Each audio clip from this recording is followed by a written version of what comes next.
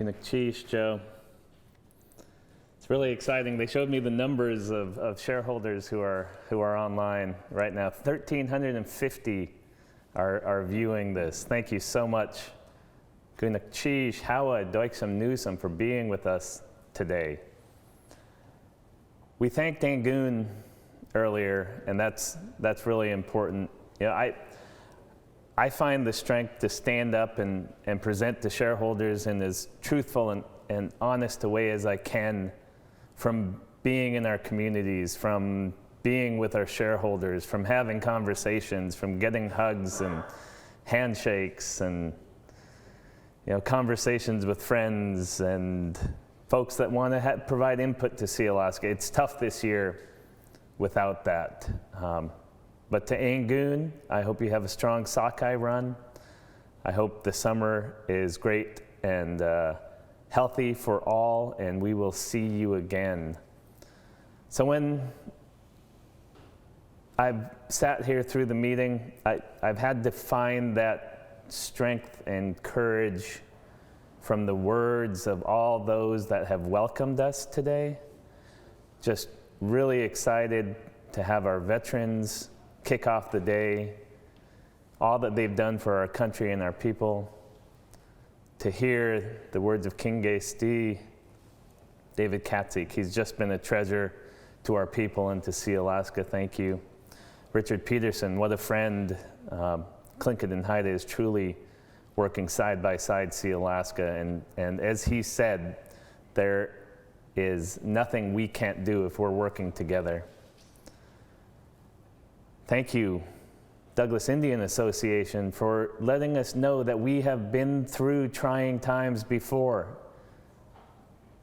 We have been through times that have brought us to our knees. We've been through times that we believed we couldn't come back from, yet we always have. And I'm with you, and I share that story of the burning of your village because it can never be forgotten. Healing can happen, but that story can never be forgotten. One of the most powerful moments for me, thank you, Grand President Moreno, for bringing Elizabeth Paratovich into this room with us. There's no one I think of more when I think of courage and strength.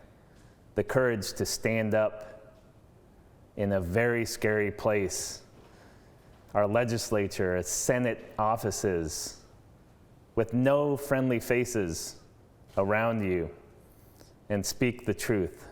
It was a tremendous act of courage, and it gives me strength at this moment.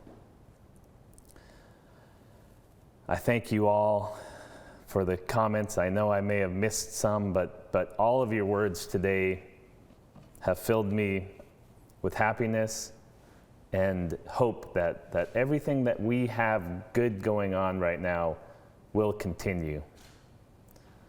Again, my name is Anthony Malott.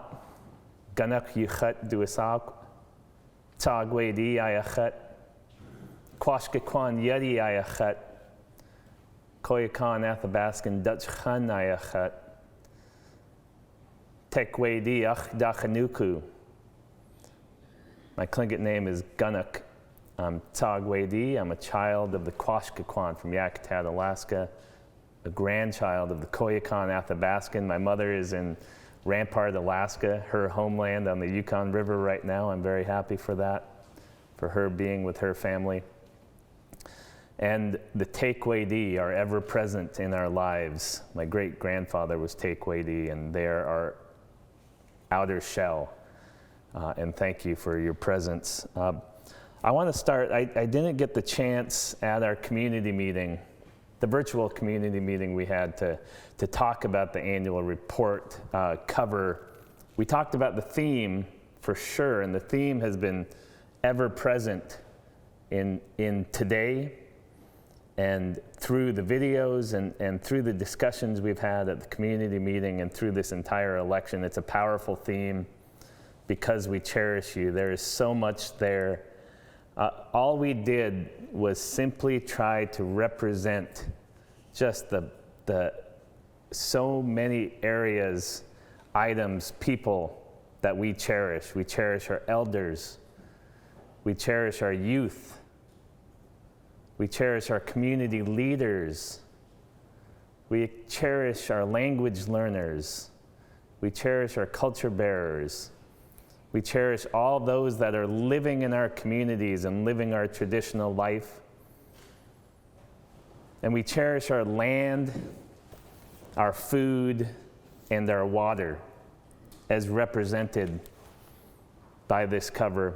And finally, we cherish the wisdom of our ancestors. And the wisdom of our ancestors lives in so many forms. Our dance, our regalia, our art, it lives in us. And that's the message of because we cherish you. I'm ever grateful to have so many things that Sealaska can cherish. I personally am grateful, but with that gratefulness and with that understanding of all that we have, all that we cherish, it's a great responsibility. It keeps us moving forward, and again, I thank the board of directors for choosing this theme, to going back to our elders' words from 40 years ago, to listening to the words of our shareholders and their elders who gave us this wisdom. We will keep this theme going well beyond this year. Gunak Chish. I want to start with a couple slides here before I pass it along to our COO who's been waiting patiently. It wouldn't be a Sealaska annual meeting if we weren't a little bit behind schedule. So all those that are waiting in line, thank you. And all those online being patient, thank you. A lot of information we want to share. We tried to pack it in. I think we're going to get close to our target, but thanks for patience on the timeline. I've walked through this at the community meeting, so I don't want to be repetitive, but I want to go ahead and go to the next slide. And there's two reasons we focus right now on the financial success of Sealaska. Well, actually, three reasons. The first reason, it's unique to our history. The three strongest net income years in Sealaska's history, the greatest revenue our businesses have ever created. So one, it's unique to our history. Two, we need everybody to know that financial success leads to shareholder success. This only matters to us when we are able to increase dividends. It only matters to us when we are able to stand up a memorial fund that shareholders ask for. It only matters to us when we're able to add $10 million to our scholarship endowment, when we're able to stand up a $10 million language fund. That's why financial success is important. That's why we show these slides, because that needs to be forever remembered, that this financial success of Sealaska leads to shareholder success, and we want it to keep going. The third reason, and is really the most powerful one to me, is that there's a reason for this success. There are people behind this success. There's a strategy, and it's a long-term strategy, and at the center of it is values and a representation of who we are as a people. And because of that, because we know how we created this success, that means to me that we can keep this going. That we can continue this financial success, we can continue growing the income of Sealaska and continuing to add to shareholder programs and benefits, growing dividends, because we know what has created this success. And we have to understand it even more deeply. You know, these first few years, it's not going to be straight up always. It's never going to be, year after year of the greatest financial success. We'll have some ups and downs. We still have investment income that can be negative or positive in any given year. In fact, investment income was negative in 2017. We have 7I income that goes up and down. We can have plus or minus $10 million swings in our 7I investment income. We face that, but it's our business income that is the core of our strategy. To be able to build our business income to a point that it is the core of the financial success of Sealaska and the driver of Sealaska's financial success. And we have done that by focusing on land, food, and water, and things that matter to our people. We've done that by bringing in extremely talented, diligent partners and employees who understand the people we represent, the Tlingit, Haida, and Tsimshian, and enjoy working for Sealaska. And we've done this by understanding our core native values, but expressing them as global values. And as we continue to build confidence that this is working, I really do trust that this financial success will continue. And to shareholders, that only matters if your voice is included and you help us continue this financial success and continue to let us know what programs, benefits, and priorities you have for Sealaska and our financial success. At this point, I'm going to break up my presentation a bit. We showed the fact that we cherish our land, food, and water. I can't think of any better long-term strategy than to tie your businesses to things that you cherish, things that you care about. That is one of the cores of the 100-year plan. I can easily envision Sealaska being in business in land, food, and water 50 years from now, 100 years from now, because it is core of what we care about, and it is so important to our people, and it transcends our region. These are core to those around the globe. Everybody understands this, including and very in-depthly our COO, who will be presenting on our businesses here, Terry Downs. He's an Irishman. He's proud of his culture. He's as proud of his homeland as we are. He knows our values because they're his values. He understands us as a people. And what he brings to Sealaska is a broadness of experience that is just mind-blowing to me. I mean, working on almost every continent, Australia, South America, the Middle East, Europe, Asia, working in different industries. He brings some operating expertise that is grounded in a search for truth, honesty, and data, so we can make the best decisions for our companies. And he drives our businesses forward.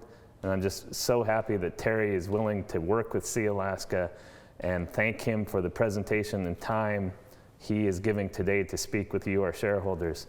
Thank you, Terry. Thank you, Anthony. I hope you can all hear me okay. It's a pleasure to have a chance to talk to you this afternoon. Again, as everyone has said, sorry I can't be there in person. I enjoy the annual meetings every year and a chance to learn more about Sealaska and its places and the richness of its heritage. It's fun for me. That's the inspiration behind everything that we've done here. But I wanted to chat a little bit about what's been happening at Sealaska the last few months. Not so much, charts and numbers, just more the essence of what's been going on. Of course, COVID-19 has affected and informed pretty much every decision we've made in the last 4 or 5 months. It's our philosophy in tackling this pandemic has been pretty straightforward and, consistent with who we are. As Anthony talked about, when you're really clear about why you do things and how you do things, decisions almost make themselves because they come from you. and they come from something that's deeply ingrained and you believe in. So our philosophy has been to take care of our people, to keep them safe and to keep them working so, they can continue to support their families. And luckily, that's been working. I know, unfortunately, we're still in the throes of this pandemic. It would be naive to think that the worst is behind us, although, of course, I hope that it is. But we're prepared for the fact that it may not be. And going into this crisis, where there was limited guidance and often limited information, despite the best efforts of the authorities, our philosophy was pretty simple: to do more than we're being asked to do. When people were being asked to maybe not show up for work, and when they were giving like some fairly vague guidance, we decided we would be more conservative and more careful than we were being asked to do. And we basically maintained that philosophy every step as the restrictions and limitations on what we could do and how we could work ratcheted up. But we couldn't have done that without the creativity and support and hard work and dedication of people all across the company, and who made sure people could work remotely and enabled us people to put invoicing in place so people could invoice from their home rather than go into the office to have to send invoices. Simple things it may sound like, but really fundamental things. And it's a creativity and the commitment and the hard work of all those people working together that I'm so proud of. And as a result of that, and partly as a result of the businesses we've chosen, which is, are informed by who Sealaska is and who its shareholders are. But because land, water, and food are important pretty much to everyone and staples and are becoming increasingly challenged, and it wasn't brilliance or brilliant thinking, it's, there's a lot of luck involved. But as this desperately unlucky situation unfolded before us, those businesses remained resilient. And, again, without the thoughtfulness and the hard work of the people that run those businesses and ensured that people could go to work and stay safe, because most of our people have been working, diligently, then as a result of that, all of our businesses have been strong. And we're expecting, again, going into an uncertain period, but based on what we've seen to date, we're expecting from an operational point of view, and as Anthony pointed out, 7I and investments is harder to forecast because they're not in our control. But from an operation point of view, we're expecting that this year will be broadly similar to last year, maybe slightly stronger, driven and to a large degree by our seafood business that's seen exceptionally high levels of demand, as you can probably all appreciate, despite the fact that a lot of restaurants and the food service, as it's called, aspect of our business that serves those types of businesses, of course, has largely disappeared. But people still eat, and they've gone to the retailer instead. And luckily they've I think partly because of its availability and its health benefits, and long term, I think this is likely going to exacerbate those trends we're already seeing. People are buying, seafood. It's because our supply chain is in the United States. We don't import seafood in a large degree. It mostly comes from Alaska. We store it in Seattle and we process it year round and turn it into value-added products. And that's, in a time like this, been a very healthy supply chain. And it's enabled us to keep those retailers supplied, and they've been very demanding. And because, again, of the thoughtfulness of our management and leadership in our plants, they've been able to keep the employees in our plants safe. And we've had no major outbreaks. We've had some isolated cases, but luckily we've had no one across our entire organization get seriously ill. And, we continue to make sure people feel safe and comfortable and have the option to work at home. But as a result of all of that, our businesses, like I said, will have a similar year to last year. And, we've managed to keep all of our people working. And, other than one or two isolated cases, which again, luckily did not, degenerate into serious illness for those people, all of our people are also healthy and doing well. So that's been our priority. And that simple philosophy is the same one we'll use as we come out of this crisis. When there's been early, attempts to open up, we've been slightly more cautious. And we remain concerned and diligent about where this, awful disease may show up next. And then outside of seafood, and I touched on that primarily, also our infrastructure and water business has been deemed essential, and we operate up and down the West Coast. But those businesses have stayed pretty strong too. They've had some reduction in activity because it's been difficult in some circumstances for people to be in the field and be safe. But for the most part, those businesses are performing almost at the level of last year, which was a record year. And, more important than that is the work we're able to do. We're feeding people and making sure their drinking water is safe. and we're trying to make sure the environments that they inhabit are, slowly being improved. And that's really, the philosophy behind everything that Sealaska does, as Anthony touched on. We're committed to building an organization that can be part of the biggest challenge facing our species, I think, which is how do we continue to feed and water and educate and house a growing population and concurrently reduce the damage we've already done to the planet and heal the planet so we can do that for the future generations to come. Something that the people who own Sealaska understand deeply because of their unique history and culture and connection to this wild and beautiful place that nourishes not just the people who live there, but the entire population of the world who appreciate and are nourished by the seafood from Alaska. So historically, over the last 4 or 5 years, we've really been focused on building a seafood business. And we've been focused on getting value out of those deals and integrating them and getting them ingrained into who we are. And the management's done a superb job, as I said, but we've been also building our water and infrastructure business too. We've added an ocean sciences capability in October of last year. We most recently added CS Marine, which is a coastal engineering company. 2/3 of the coastline in California is threatened with sea level rise of anyone's guess, but at least 1/2 meter before the end of the century.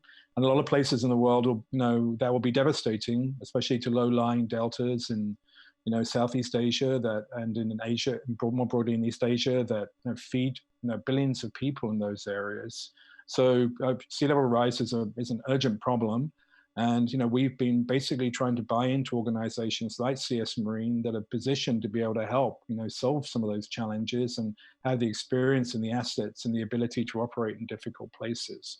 So CS Marine is an important addition. And then one of our most interesting and one of the most talked about, and one I get asked about the most, very fun deal that we did this year is begin to support the success and growth of Barnacle Seafoods, which is based right in Juneau, a company that's been incredibly innovative and creative and linked to Sealaska almost from its origin, and has been able to take kelp from Southeast Alaska and turn it into some really interesting food products that are generating more and more curiosity amongst consumers. And to me, that's a fun deal because it's kind of at the nexus of everything we've just talked about. It's a local business. It works closely with our communities. It takes virgin materials from the ocean that are otherwise often not turned into something more productive in normal times. I understand in traditional times it's been happening for thousands of years, but it's drawing upon that and getting them into the mouths of people who want to eat something tasty and healthy, hopefully one day all across the world. And not only that, but it's also, it's at home and it has this deep connection to our communities. And it's just feels, and also because kelp is a species that is healthy for the ocean in the sense that it sucks down CO2 and in its growth, and it reduces acidity in the oceans. And it's also, it only takes minerals from the oceans as a filter feeder, so it's not damaging marine life, and it's not picking up pollutants in the oceans. It's in my mind, the nexus of everything that we're doing and brings it all together. So although we call our businesses land, water, and food, we don't see them separately. We see them as one. And increasingly, as the vision is unfolding and we're able to bring in more interesting people and companies and connections, that vision's really coming together. And I think in some ways, Barnacles, although the smallest deal we've ever done, it's in a defining moment of how this fits together and fun that we're now, beginning to double down more at home in Southeast Alaska. So that's really all I wanted to say. I wanted to bring some color and perspective to some of the things we've been doing and talk a little bit about behind, it's the inspiration and the dedication that's behind the results. And it's all about people, and I couldn't be more proud of them, especially in the last 5 months where they've done amazing things under incredibly difficult circumstances. So thank you to all of you for your continued support and interest and engagement, and thank you to all of them too. And back to you, Anthony. Thank you, Terry. No, echo all the thanks to our employees and their partners who work so diligently through this time period. I'm going to go ahead and go back to the presentation. Just hit on one component that Terry mentioned. He said these are not unique business units that stand by themselves. We know, living here in Southeast, that our land, our food, and our water is all interconnected. Our carbon project may have been done within our land business, but it matters to water. It matters to our food. Terry mentioned Barnacle, a food business that matters to water. And he mentioned the fact that all we do in environmental services and marine services and all that we want to build to in terms of protecting ocean health, that just protects the critical resources, the resources we care about, our food here in Southeast, and food that, as he mentioned, we want to share more broadly throughout the world as a very healthy, high quality protein source.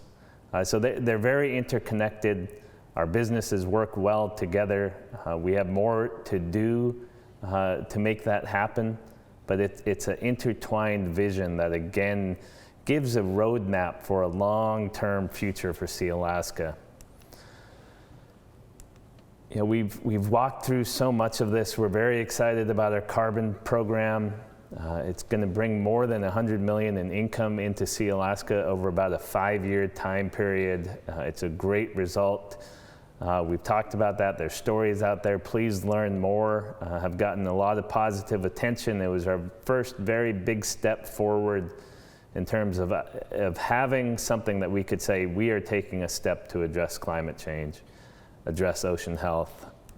It's still ongoing. We have people working within our climate, in our carbon program administration.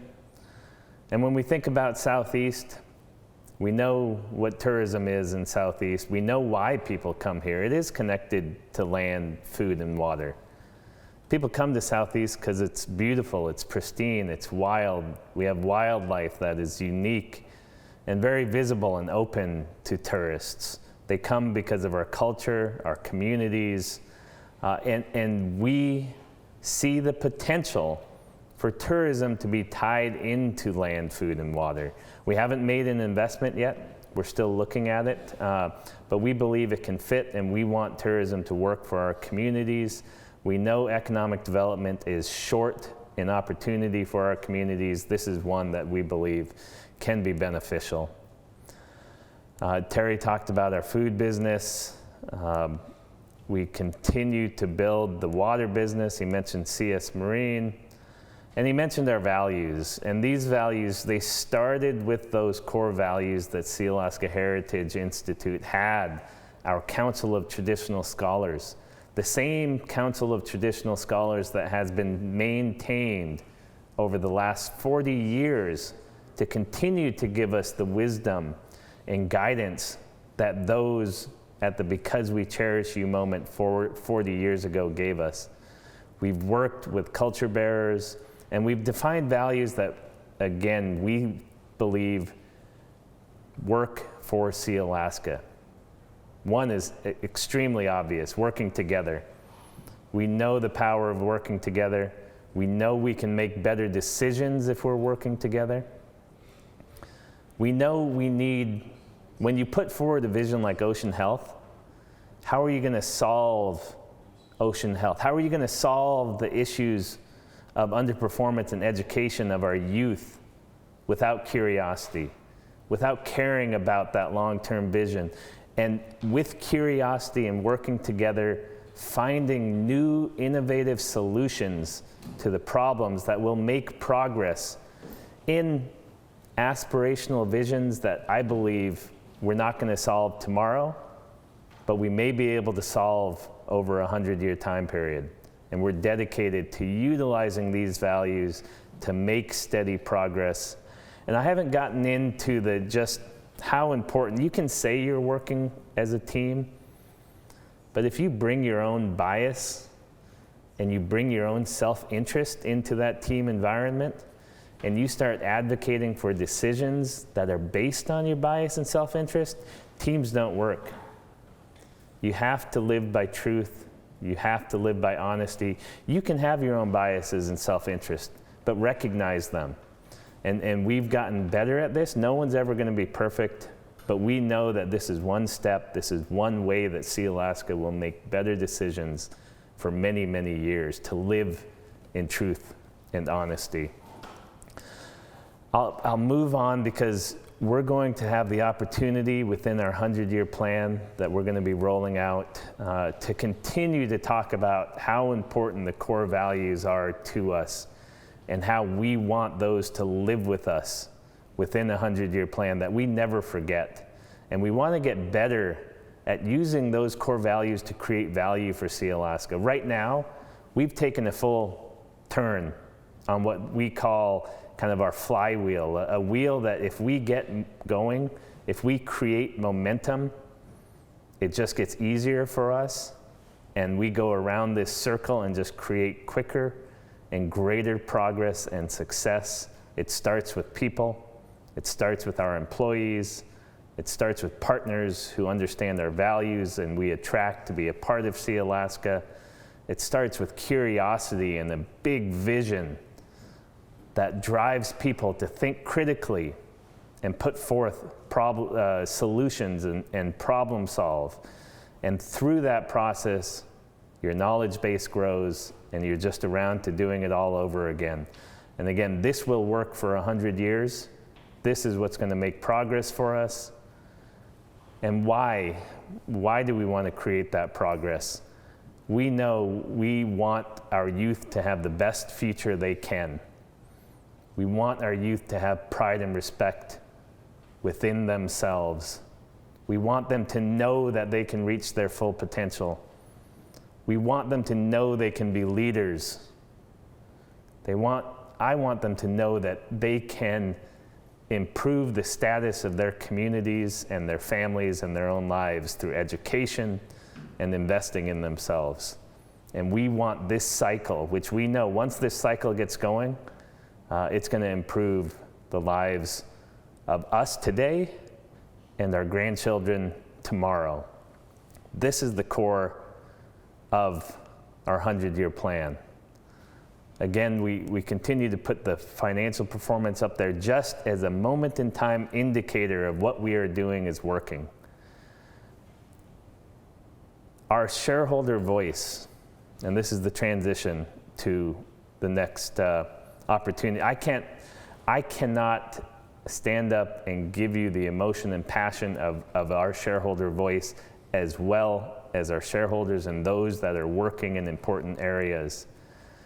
The very first action we took with our current financial success was to add $10 million to our scholarship endowment because that was the number one priority of our shareholders. The number two priority, language preservation, language revitalization, supporting the language learners, our culture bearers, our remaining speakers, was the second highest priority of our shareholders, way above dividends and other areas of importance. And to reflect that, Director Nelson, Chair Nelson already mentioned that we stood up this $10 million language revitalization fund, but you don't know the importance of our languages until you hear from someone that's learning it, that's on our land, that will never give up in creating progress to bring our languages to the forefront and show the power that they can instill in all of us as Native people. And I'll ask Joe to introduce one of our next speakers here and go into the next part of our presentation. And I thank you all for the opportunity to speak with you. I'll be up here again. We'll be providing more information, more messaging, more transparency about what we have. But right now we got to get on to a very heartfelt, important part of this presentation that I'm very excited to see. Gunakshish, thank you.